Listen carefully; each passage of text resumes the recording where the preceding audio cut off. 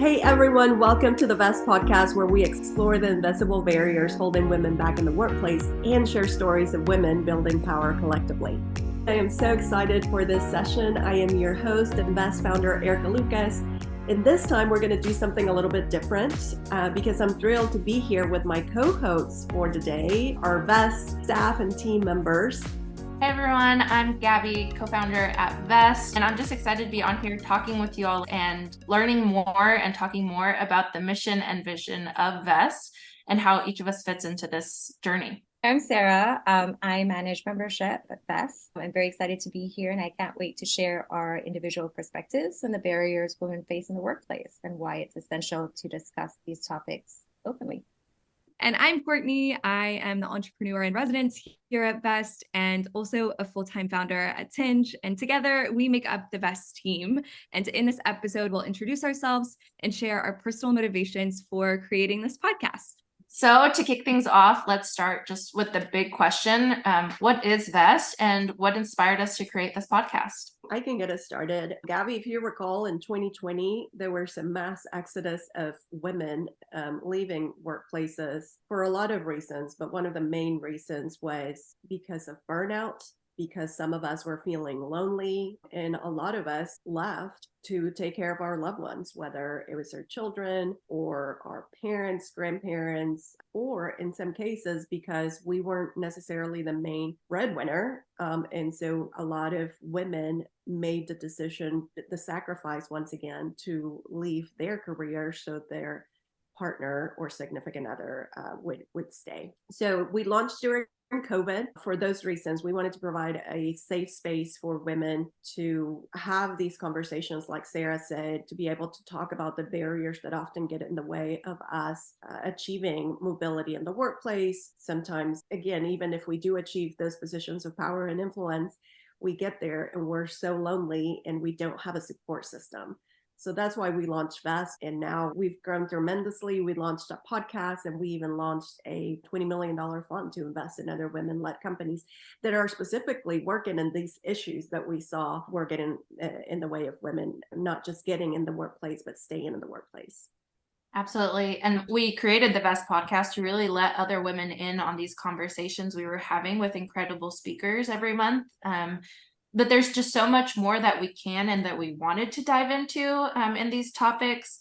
So now we'll be releasing these short segments once a week where we can really dive deeper into the topic, but not just the topic. We'll also discuss real-time issues, share stories from even more women changing the way workplaces work and function, and really create actionable insights for our listeners. And I'm so happy to be doing that with our Vest team. So I'd love to get to know you all a little better. I'd love for our listeners to get to know us a little better. So let's dig right in. So I'd love to hear from you all. What are some challenges you faced in your own career that led to this mission? From my perspective, I was living in Asia before that, Indonesia and Singapore specifically. Coming to the US, it was so liberating to see that women are so encouraged to do more. You can be more than just a mother. You can be more than just pursuing your career. Those were the challenges that I faced. I was in a workplace where, it was celebrated that you didn't have kids or that you weren't married or that you didn't have these things tying you down so you could spend all day at work and you can work harder. So I feel inspired to be in an environment where I can pursue all these things still, because after you're a mom, after the kids leave, after all of that, you find yourself with yourself and what is that person? And you want to invest in that still, and you want to be the best person you can for your kids. And if you're happy, then your kids are happy. I have 2 small kids, so just to give a bit of context. So yeah, those are the things that I face. And I'm so grateful to get to know Vest and to be connected with Erika and Gaby and now Kourtney, to be able to continue inspiring others and providing a safe space and support. We're very happy to have you, Sarah. Thank you. I would say one of the biggest challenges that I've faced as an entrepreneur is kind of, as the saying goes, it's lonely at the top. Like, not being in a workplace and surrounded by community, it can feel very, very isolating. The problems can feel very large and daunting. And I'm the one at the end of the day that really's got to figure them out. But what I love about VEST is both the pillars of community and conversation. I love the community pillar, of course, just kind of echoing what Sarah said, but just in a different stage of life for me. So work, if you will, is currently my baby. It is so good to kind of get outside of work and to have conversations with incredible professional women, whether they're building companies or working in a large corporation, are battling so many of the same issues. And I think that leads into kind of the topic of conversation, which is such a critical piece and something that I really love and appreciate at VEST, because conversation, a lot of times, I think if we're being honest, for women, we, and just even in the media, kind of skirt around what's actually the reality. So many times we're not talking about like our slip ups and our failures and celebrating like big moments and even the little moments in between. And I think that's what VEST does well. It's such a catalyst for change, specifically for women. Not having those conversations is something that keeps a lot of people out of the arena. Particularly as entrepreneurs, I have seen all of these founders kind of over the years glorified, and as they know exactly what to do and they're on the perfect path, and then they arrive and they have this massive exit. But that's really not how it goes. And so unless we're having conversations about what the reality is, the slip ups, the failures, the celebrations, everything in between, we're really setting ourselves up for failure. So I love the community and conversation.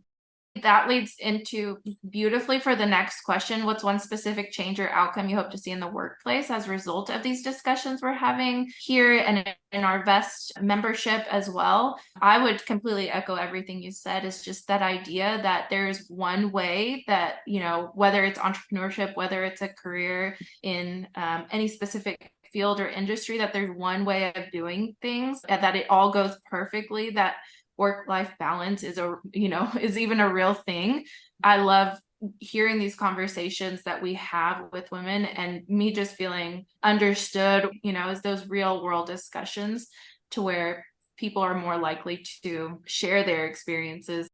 Yeah, so one of the biggest changes for me is, when workplaces and work cultures were originally designed, they were designed with a very specific type of persona. And that type of persona had a support system at home. And so it was okay to set the times of 8 a.m., 5 p.m., or, working through the weekends or adding golf outings here and then. It's time for us to evolve workplaces that weren't necessarily designed with other people in mind, not just women. One of the things that I'm very proud at VEST that we do very intentionally is to just talk about the intersectionality. Not every woman has the same experience in the workplace. One of the things that I hope VEST does is it just opens more conversation about how can we design more inclusive workspaces that work not just for women but for everyone. I think men will benefit a lot from doing away with the traditional work settings. We've had VEST speakers in the past who have shared that their husbands were afraid to ask for time off to take their kids to doctor appointments because they might be perceived weaker. So that's what I hope that through these conversations we realize that not everybody has had the same work experience, that we benefit from sharing those experiences and learning without judgment, right? Building more on that mission to break down barriers for women and everyone in the workplace, really. I'd love to hear from you just a moment from your own career or life where you felt a breakthrough in overcoming a particular challenge, and what advice you would give to other women facing a similar obstacle. A barrier that I faced personally, and I assume a handful of other women face also, is this challenge of myself and my thoughts and my own kind of mind, and really comparison, me versus everybody else. There's so many stats out there around this conversation about how we feel like there's only like so much space. That's been a real journey for me, again, just as an entrepreneur, and spending and honestly wasting time comparing my journey to someone else's. One thing that has been really helpful for me is like being okay with the journey being uncomfortable and not being perfect and rosy, and being more open and honest about that, because I feel like when we are open and honest about it, it really invites other people in our circles and in our communities and conversations to be vulnerable too. Right now, just kind of in the macro environment, we're up against a lot of really uncomfortable conversations. So really thinking like, how do we as women lean into those so that we can, have the outcomes and the change that we really want to see for women in the workplace. Absolutely agree. All this self-doubt and all these ceilings that you put for yourself, with open conversation, well, it won't disappear, but it helps that a lot, because then you can tell, oh, it's not just me who's going through this, and you can find comfort in that. I love what both of you say, because I think it's also hard if you don't have kind of that roadmap for yourself. If we don't take the time to really define what's important to us, we end up, I know I did, you end up, Kourtney, like you said, competing for titles or for positions or for venture capital money. You end up competing for those. And then even if you get it, sometimes you end up, oh my gosh, I didn't even want this. I remember having another VAS session with a VAS member that shared, because she hadn't made the time to really identify what her true north was, she ended up just defining success based on what everybody else, was defining success at. So I love that you guys touched on that. Can you guys share one practical tip or strategy that has helped you navigate workspace challenges as a woman? Something that you hope other people, other listeners can implement in their own journey. Listening to these conversations that we've had at Vest and listening to other women share their experiences, I think just the one practical tip that I can give is to really create that support network for yourself. Whether it's women in the same industry, whether it's women in different industries, or whether it's just, peers, definitely mentors, but consciously creating that support network for yourself to have someone to lean on when times get tough has been really invaluable. I think as women, we often feel that we have to fit a certain mold or meet a certain expectation. That is very difficult if you're trying to do that, to ask for help, to say, hey, I'm struggling here, I need help. That is a challenge for me. Reach out to people. I'm getting a lot better at that, but I need to improve. Just saying, hey, I need help here. Sounds simple, but it's a lot harder to do. When we're talking about takeaways for listeners, I think that we all could do better at asking for help and then receiving help too. It is hard to be vulnerable and to admit that, we don't have it all together because of societal norms. Kourtney, I think you admitted to this. We've kind of, for some reason, have believed this notion that, well, I think the media has fed a lot of this lone wolf entrepreneur or lone wolf successful CEO. And the truth is, nobody does anything alone. Erika, your point about receiving help is even more important, right? Because so often people offer help and you don't even recognize it. I wonder if that's a little bit of like an immigrant story, Sarah, because I struggle with it as well. Like, yeah, I don't. Yeah. Well, I meant yes, me too.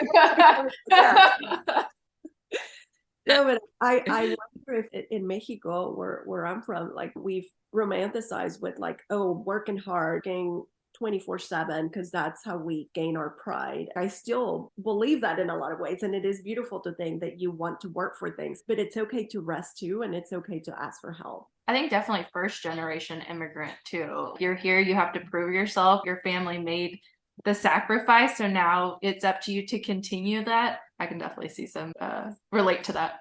It's interesting because I moved here because my parents-in-law live here, so we moved to be closer to them. So I'm not sure if I can say that I would have the same experience as like a first generation immigrant, because I do have the option, the privilege of being able to come back home if I wanted to and have, a life there and be perfectly fine. But I made this decision, and this is what I've chosen. So I do feel like the need to prove. No, I definitely get that. And thank you for sharing. We all have different perspectives and life experiences that really shape who we are and what we believe and kind of what guides us. So I think it's important that we get to share those parts of us. Kourtney, do you want to help us wrap up this question with your takeaway for our listeners? I would say like practical tip is more of a mental strategy. And again, I think just like hearing and echoing everything you all have said about strategy and tips is like, it can be so hard and challenging to ask for help, to receive help, and the list goes on and on. But I think for me, my mental strategy really does come back to growth and comfort. I have kind of a mantra, if you will, that I repeat to myself almost every single day. And it's comfort won't get you to the place you want to be or the woman you want to become. That really challenges me mentally to show up and to get uncomfortable and to be vulnerable and to ask for help. Discomfort doesn't have to mean hustle at all costs. I think discomfort can mean asking for help. Discomfort can mean receiving help, and discomfort can mean like having open, honest conversations with an incredible community. When we launched Best, it was honestly a hack for us. Like, we wanted those spaces, and what Best has become has, I think, far exceeded everyone's expectations. One of the things I love the most, besides the membership, is just getting to work with you all amazing women, because like we just heard, we all just bring different experiences, different backgrounds, different approaches, and I feel very lucky to get to work with you guys on a weekly basis. So I'm really excited. I hope that this provides a good overview of what Best is, why we launched the podcast, why you should click subscribe. Again, our Best sessions will be repurposed into podcast episode every month. We bring in different speakers and we talk about the barriers that women face in the workplace and how we can create more inclusive workspaces.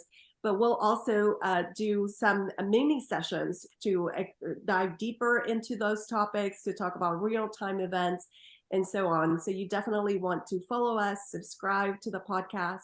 And no matter what platform you are tuning in on, we want to hear from you. Your stories and questions play such a vital role in helping us shape our discussion. So if you're watching on YouTube, be sure to leave a comment.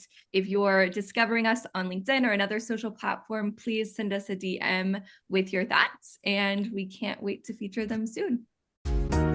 If you enjoyed this episode, share it with a friend, and don't forget to leave us a review. And if you're ready to level up at work or need a support community, consider becoming a Best member. Go to www.besther.co and join today.